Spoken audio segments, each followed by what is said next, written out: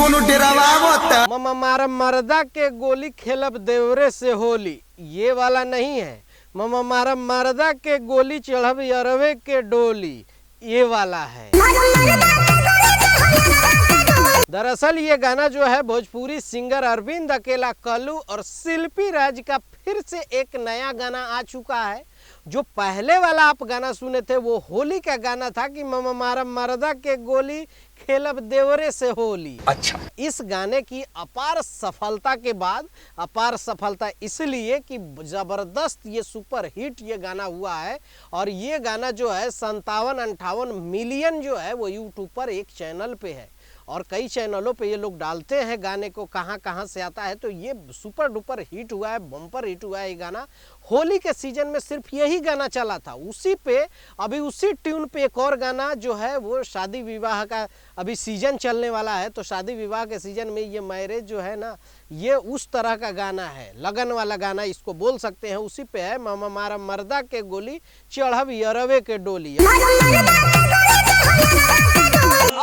अब मर्द के छोड़ के जो है ना यार के साथ जो है वो डोली पे चढ़ने की बात कह रही है।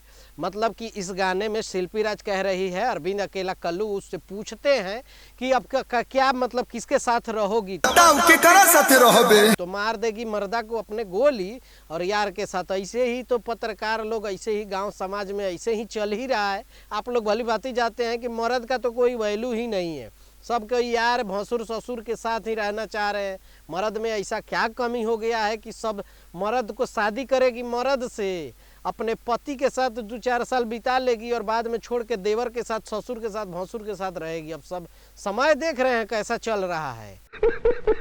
अब बाकी कलयुग आए ना आए, लेकिन कलयुग को इतना तेज ये भोजपुरी सिंगर सब कर दिए हैं कि जिसका हिसाबे नहीं है।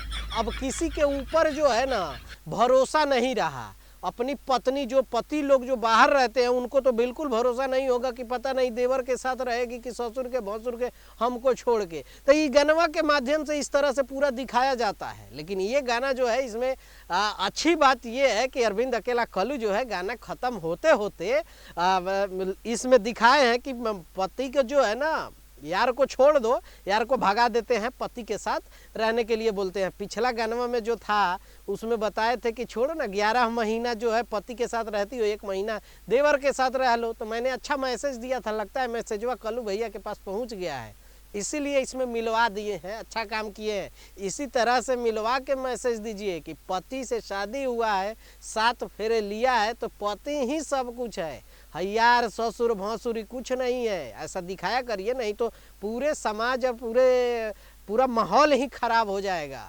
आने वाले समय में जिस तरह से, जिस रेशियो से लोग पैसे के लिए कुछ भी कर रहे हैं, तो ये माहौल जो है ना बहुत खराब होगा। क्या बात है सर, क्या बात है सर। अब ये गाना जो है बड़ा अच्छा है, ट्यून तो आप लोग जानते ही हैं सब कुछ। ये गाने पहले जिस तरह से था वो पूरी टीम है और बड़ी कॉमेडी तरह की, कॉमेडी टाइप का ये पूरा गाना बना है। तो इंटरटेनमेंट के पर्पज़ से आप अच्छे तरीके से इसको एंजॉय कर सकते हैं। बाकी ये गाना अखिलेश कश्यप ने लिखा है, म्यूजिक आर्या शर्मा का है और ये गाना अन्नपूर्णा फिल्म से रिलीज़ किया गया है। इसमें सिमरन और साहिल झा, अरविंद अकेला कल्लू के साथ में काम किए हैं। काफ़ी अच्छी ट्यूनिंग बॉन्डिंग देखने को मिला है। तो ये गाना हालांकि अच्छा शूट हुआ है, अच्छी तरीके से हुआ है, अच्छा गाना रिस्पॉन्स भी दिया है। होली में सिर्फ यही गाना बजा है और उसी के ट्यून पे अभी लगन का गाना है। आगे और छठ आने वाला है, नवरात्रि आने वाला है, पता नहीं, सब पे हमें लगता है कि ये गाना बनेगा। अब आप लोग क्या सोचते हैं इस गाने के बारे में नीचे कमेंट करके बताइएगा। मिलते हैं अगले वीडियो में। बाय बाय, टेक केयर, जय हिंद।